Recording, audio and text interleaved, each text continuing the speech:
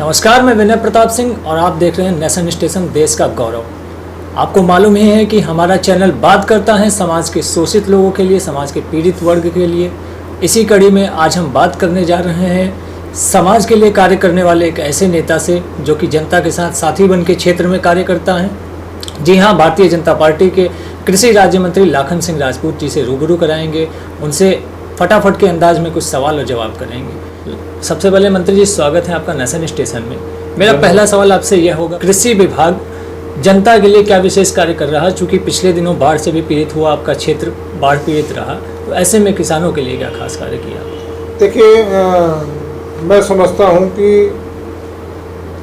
उत्तर प्रदेश में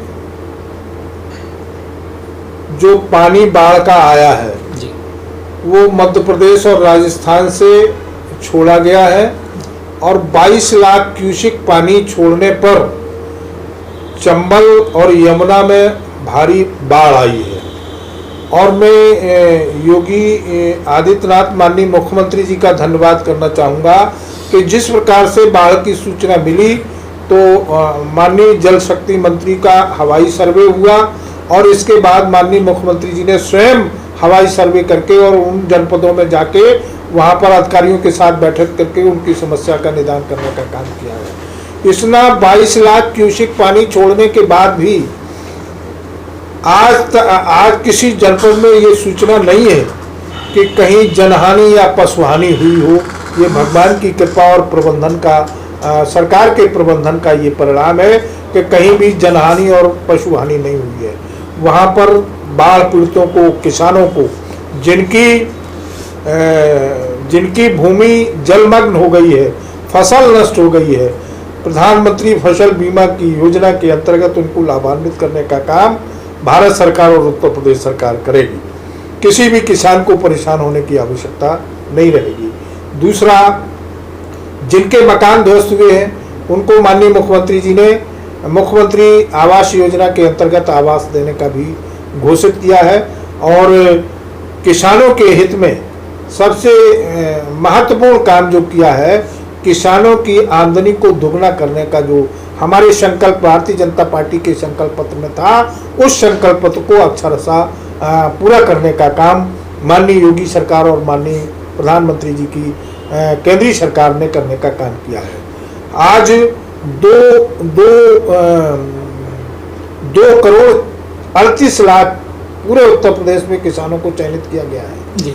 2 करोड़ 38 लाख को डीबीटी के माध्यम से 6,000 रुपया किसान सम्मान निधि का जा रहा है।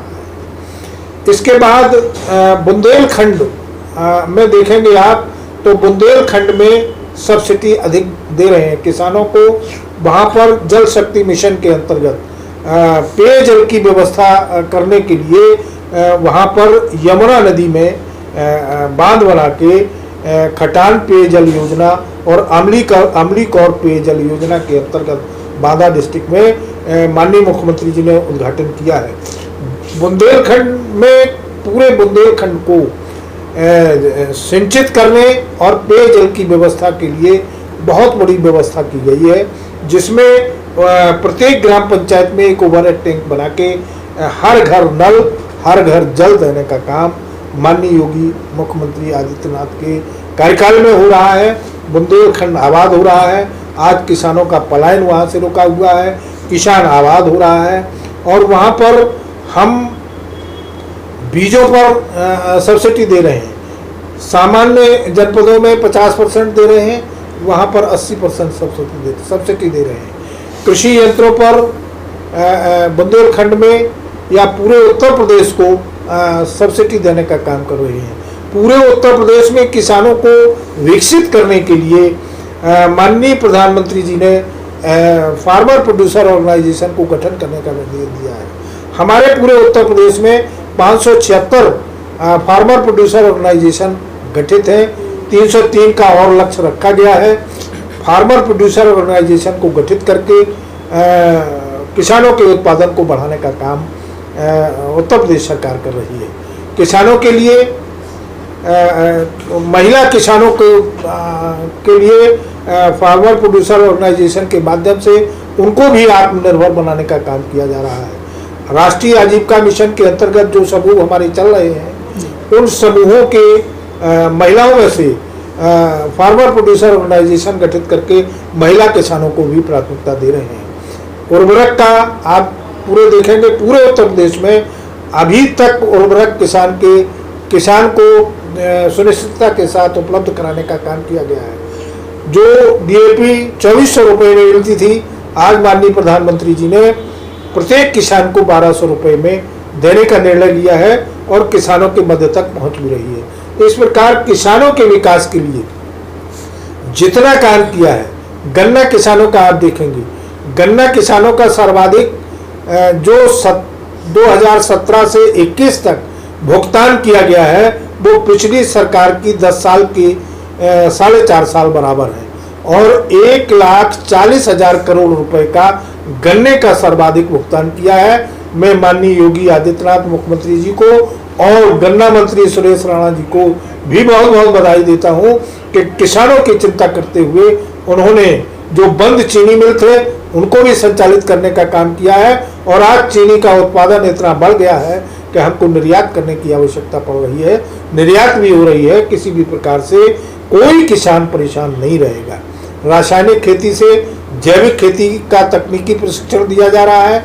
किसान विराट मेला, किसान पाठशाला लगा के उनको प्रशिक्षण दिया जा रहा है और इस प्रकार से किसानों की उन्नति के लिए जो हमारे संकल्प पत्र में था, और संकल्प पत्र में ये भी था कि हम किसानों का कर्जा माफ करेंगे। 86 लाख किसानों का कर्जा माफ करके 3,36,000 करोड़ की धनराशि देकर किसानों का जो उनके ऊपर ऋण का वजन था उसको हटाने का काम किया है। किसान क्रेडिट कार्ड के माध्यम से हम उनको सस्ता लोन देकर उनको कम परसेंटेज ब्याज पर लेकर उनकी उन्नति को बढ़ाने का काम कर रहे हैं। आज हमारा किसान पूर्णतः उत्तर प्रदेश का पूर्णतः खुश है और जो उत्तर प्रदेश सरकार की और भारत सरकार की उपलब्धियां हैं वो सीधी किसान तक पहुंच रही हैं। उसमें किसी भी प्रकार से किसी को कोई भी 1 रुपया दलाली देने की आवश्यकता नहीं है। और किसान के लिए जो MSP निर्धारित की है, क्रय केंद्र खोलकर हमने मक्का का, बाजरे का, उड़द का, मूंग का भी MSP निर्धारित किया है। इन अनाजों का कभी तक MSP निर्धारित नहीं हुआ था और उसका मानक रखा है। किसान को अभी उड़द, मूंग और दलहन के संबंध में उनको निःशुल्क किट उपलब्ध कराने का काम किया गया है, बीज को वितरित करने का काम किया गया है। तो इसलिए किसान हमारा पूर्णतः सक्षम है और जो संकल्प पत्र में था, मैं समझता हूं कि भारतीय जनता पार्टी का पूरा आप संकल्प पत्र उठा के देखेंगे तो आज 95% उसकी कंप्लायंस मैंने कर दी है। जो संकल्प पत्र घोषित करते हैं विपक्षी राजनीतिक दल का घोषणा पत्र उठा के देखेंगे तो 5% की भी कंप्लायंस नहीं होती है। आज भारतीय जनता पार्टी ने 95% की अपने संकल्प पत्र का कंप्लायंस करके पूरे प्रदेश की जनता को एक संदेश देने का काम किया है। इसलिए जनता में भारतीय जनता पार्टी के प्रति श्रद्धा है और आगे आगामी चुनाव में पूर्णतः जो भयमुक्त समाज हुआ है इसके लिए जनता बिल्कुल प्रसन्न है। किसी के प्लाट पर अब कब्जा भूमाफिया नहीं कर पाएंगे और किसी भी माँ बहन को रात्रि में निकलने पर या दिन में निकलने पर चैन छीनने का काम हो रहा था, आज जिसने इस प्रकार की घटना करने का काम किया है उसको पाताल से खोज कर भी निकाल के उसको दंडित करने का काम करेंगे। और पूरे उत्तर प्रदेश में स्पेशल अदालतें भी गठित की गई हैं, पॉक्सो की अदालतें गठित करके और जो पॉक्सो के अपराधी हैं उनको स्पीडी ट्रायल करके उनको दंडित करने का काम किया जाएगा। किसी के साथ, अपराधी के साथ किसी भी प्रकार का कोई समझौता नहीं होगा। उत्तर प्रदेश सरकार ने जो निर्णय लिया है, ये भी संकल्प पत्र में था, वो संकल्प पत्र पूरा करने का काम किया है। मंत्री जी, इन उपलब्धियों के लिए आपको बधाई, लेकिन इसके साथ ही कहूँगा कि जैसे ही चुनाव आ गया तो ब्राह्मण भाग्य विधाता बन गया है। ऐसे में जहां मायावती की तरफ से सतीश चंद्र मिश्रा ब्राह्मण सभाएं कर रहे हैं, वहीं पे अखिलेश यादव भी ब्राह्मण सभाएं कर रहे हैं और वहीं पे विपक्षियों का आरोप है कि अभी तक की योगी जी ने 4.5 साल ब्राह्मणों को इग्नोर किया था, ब्राह्मणों को एक तरफा कर दिया था। अब चुनाव आते ही योगी जी भी ब्राह्मणों को साध रहे हैं, इनमें कितनी सच्चाई है? देखिए, आप बहुत अच्छा प्रश्न आपने किया है जी और वर्तमान समय में मुझे बड़ी प्रसन्नता हुई आपने ये प्रश्न किया है। धन्यवाद। मैं बताना चाहता हूँ कि आप देखेंगे बहुजन समाज पार्टी, जी समाजवादी पार्टी, बहुजन समाज पार्टी का शुरू में नारा था तिलक तराजू और तलवार। जी क्या वो भूल गए हैं? और समाजवादी पार्टी जो आज उनको याद आ रही है कि हम परशुराम का वो मूर्ति लगाएंगे, बहुजन समाज पार्टी को आ रही याद कि आज हम परशुराम की मूर्ति लगाएंगे और ब्राह्मण महासभा बनाएंगे और सतीश मिश्रा के माध्यम से जगह जगह उनकी ब्राह्मण महासभा भी हो रही है, लोग कह रहे हैं। मैं उनसे यही पूछना चाहता हूं कि आज के पहले जब भी आपकी सरकारें नहीं, भारतीय जनता पार्टी का इतिहास रहा, भारतीय जनता पार्टी प्रारंभ से ही जब से जनसंघ बना है, आज भी ब्राह्मणों के नाम से ही ये पार्टी जानी जाती है। आज आप देखेंगे भारतीय जनता पार्टी का जब भी कहीं भी सभा होती है, जब भी मीटिंग होती है, तो आदरणीय जो भारतीय जनता पार्टी के संस्थापक हैं, आदरणीय पंडित दीनदयाल उपाध्याय और श्यामा प्रसाद मुखर्जी का हम चित्र लगा के अपनी सभा का प्रारंभ करते हैं। अपने तो हमारे तो आराध्य हैं, हमारी पार्टी के संचालक हैं, हमारी पार्टी के पुराने से वो रहे हैं। आज इन लोगों को याद आ रही है। आज जब वोट जनता ने आपको नकार दिया, इसके बाद आप समाज को विभाजित करके अपना वोट बैंक सीधा करना चाहते हैं, तो उन लोगों को सोचना चाहिए। भारतीय जनता पार्टी को तो जब भी हमारा कार्य प्रारंभ होगा तो हम पंडित दीनदयाल उपाध्याय और डॉक्टर श्यामा प्रसाद मुखर्जी, जिनका चित्र लगा के हम अपना शुरू से ही भारतीय जनता पार्टी अपना कार्यक्रम प्रारंभ करती है। इसलिए ये जो राजनीतिक दल आज तिलक तराजू तलवार कहने वाले और ब्राह्मणों की सर्वाधिक हत्याएं कराने वाले, कन्नौज का आप देख लीजिए, कन्नौज के क्या घटना हुई थी, किसने की थी, ये सब अपने गिरेबान में झांके। और ब्राह्मण समाज इतना मिसगाइड होने वाला नहीं है, वो मार्गदर्शक पूरे देश का रहा है और वो इस प्रकार के बहकावे में आने वाला नहीं है। निश्चित रूप से जहां पर भारतीय जनता पार्टी जो ब्राह्मणों का सम्मान करती है, मैं समझता हूं कि कोई भी राजनीतिक दल किसी भी प्रकार से ब्राह्मणों का सम्मान नहीं करता। मंत्री जी, इतनी उपलब्धियों के बाद भी जो किसान अभी भी आंदोलन पर बैठे हुए हैं, उनके विषय में आप क्या कहना चाहते हैं? देखिए, वो किसान, देखिए मैं वही कह रहा हूँ, हर इंटरव्यू में बताता हूँ, किसान को मिसगाइड किया जा रहा है। विरोधी राजनीतिक दल अपनी कहीं से फंडिंग करा के और उनको मिसगाइड करके वहां पर बैठा लिए हुए हैं और अपना वोट बैंक बनाने के लिए किए रहे हैं। मैं आपको भी पता है और सारे उत्तर प्रदेश, पूरे भारतवर्ष को पता है कि राष्ट्रीय नेतृत्व द्वारा, माननीय राष्ट्रीय कृषि मंत्री द्वारा 11 बार वार्ता करने का अवसर दिया। कोई भी इस बात में डिबेट करने के लिए तैयार नहीं हुआ है कि ये किसान अहित में कानून बने हैं। जो 3 कानून बने हैं, पूरा तीनों कानून का एक एक लाइन पढ़ के आप देखेंगे तो कहीं भी किसान के अहित में कोई भी लाइन उसमें नहीं लिखी है।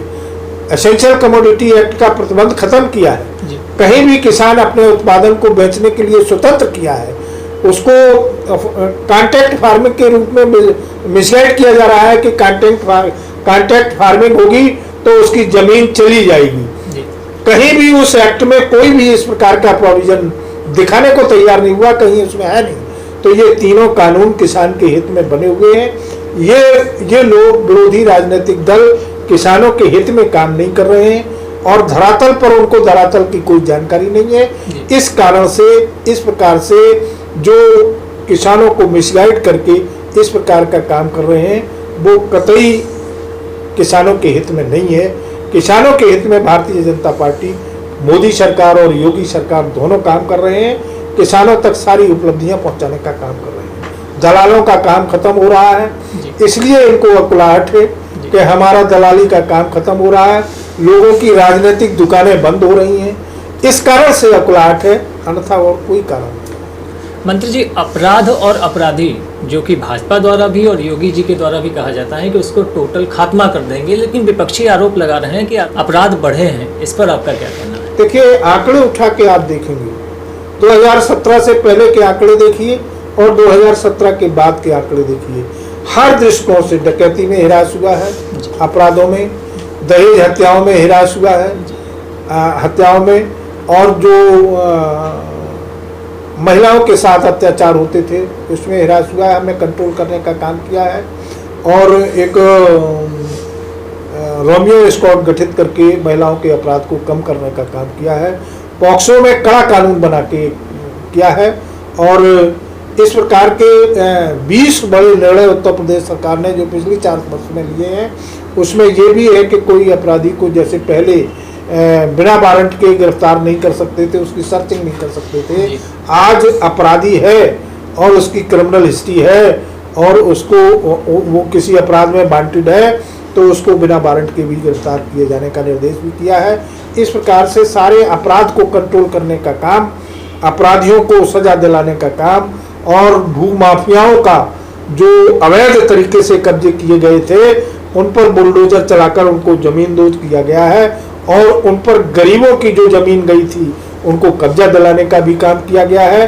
और अपराधियों के बारे में जैसे आंदोलन के जरिए लोग अपराध करते थे उसको भी कंट्रोल करने का काम किया गया है। नागरिकता संशोधन अधिनियम जब लागू किया गया था तो उस समय उपद्रवियों ने जो उपद्रव किए थे, मैं समझता हूँ, मैं योगी जी, माननीय मुख्यमंत्री जी को बहुत बहुत इसका बधाई देना चाहता हूँ कि उन्होंने ऐसा कानून बनाने का काम किया जिसमें जो उपद्रवी राजकीय संपत्ति को नुकसान पहुंचाएगा उसकी निजी संपत्ति से वसूलने का भी काम किया गया है। इससे अपराधी भयभीत है और अपराध करने के लिए, अब बाहर निकलने के लिए किसी भी कीमत पे लोग कह रहे हैं, हाई कोर्ट ने जमानत दे दी है, इसके बाद भी कह रहे हैं कि हम बाहर नहीं निकलेंगे, हम तो जेल में ही रहेंगे। बहुत से अपराधी अपनी जमानत कटा के जेल में जा रहे हैं। अपराधी का स्थान बिल्कुल माननीय योगी जी ने निर्धारित कर दिया है, उत्तर प्रदेश छोड़ के चला जाए, कारागार में अपना रहे या फिर ऊपर जाने का। 3 रास्ते हैं, जो उसको अच्छा लगे वो चुन ले। 3 रास्तों में अपनाना होगा, इसलिए उत्तर प्रदेश को अपराध से मुक्त करने का काम माननीय योगी जी ने किया। मंत्री, चूंकि आपके पास समय का अभाव है इसलिए ज़्यादा समय नहीं लूँगा, एक अंतिम सवाल आपसे पूछूंगा। आगामी 7 सितंबर को प्रदेश के लगभग 20 लाख संविदा कर्मचारी वो हड़ताल पर जा रहे हैं, उनकी मांगें नहीं पूरी की जाती हैं। जब अधिकारियों से बात की जाती है, किसी भी विभाग के अधिकारियों से, तो कहीं ना कहीं वो पल्ला झाड़ते नजर आते हैं, कर्मचारियों पर ही सारा दोष देते हैं। तो ऐसे में जब 2022 का चुनाव नज़दीक में है तो ऐसे में इन कर्मचारियों को भी कहीं ना कहीं ये वोट बैंक है, इनको आप कैसे समझते हैं? अरे भाई, मैं आपको बताता हूँ, आप देखिए 4.5 लाख लोगों को पारदर्शिता के आधार पर नियुक्तियाँ दी हैं योगी सरकार ने। 4.5 लाख लोगों को 69,000 की भर्ती हुई, पारदर्शिता के आधार पर उनको दिया है। और मैं हर विभाग की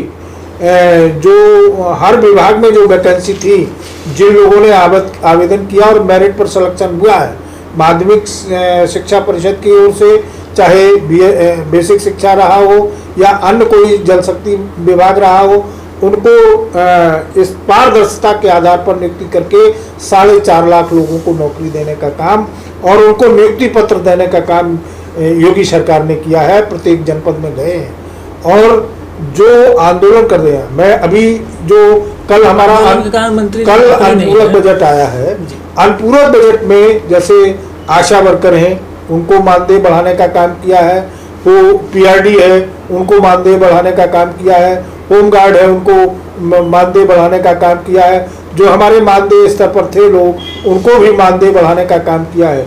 तो इस प्रकार से देखिए, जो अगर आंदोलन करना या अपना प्रदर्शन करना हर व्यक्ति का फंडामेंटल राइट्स है। अगर अनियमितता पाई जाएगी और नियमित रूप से अगर उनको फैसिलिटीज उपलब्ध कराने का काम हो सकेगा तो उस पर विचार किया जाएगा, लेकिन अननेसेसरी आंदोलन करने की, कानून को हाथ में लेने की किसी को अधिकार नहीं है। उनका जो उत्तर प्रदेश सरकार इस प्रकार का काम कर रही है, कि लोगों को आत्मनिर्भर बनाने के लिए ओडीओपी योजना इसने किया है। माटी कला बोर्ड गठित किया गया है, जो हमारे ग्रामीण अंचल में प्रतिभाएं छिपी हुई थी उनको विकसित करने का काम योगी सरकार ने किया है। और ओडीओपी के अंतर्गत प्रत्येक जनपद में जो पुराना उनका धंधा था, जैसे अलीगढ़ में ताला बनाने का काम है, मुरादाबाद में पीतल का काम है, या औरैया में देसी घी का काम था, वो बृहद स्तर पर उनको बांदा में पत्थर सर्जन का काम है। इस प्रकार से प्रत्येक जनपद में ओडीओपी के अंतर्गत प्रत्येक को रोजगार देने का काम उत्तर प्रदेश सरकार ने। मंत्री जी, हमसे खास बातचीत करने के लिए बहुत बहुत धन्यवाद। तो ये थे कृषि राज्य मंत्री लाखन सिंह राजपूत, जो जनता के सेवक के रूप में जाने जाते हैं, जिन्होंने हमारे सभी सवालों का बेबाकी से जवाब दिया। आगे भी ऐसी ही शख्सियतों से आपको रूबरू कराते रहेंगे। तब तक के लिए देखिए नेशन स्टेशन, देश का गौरव।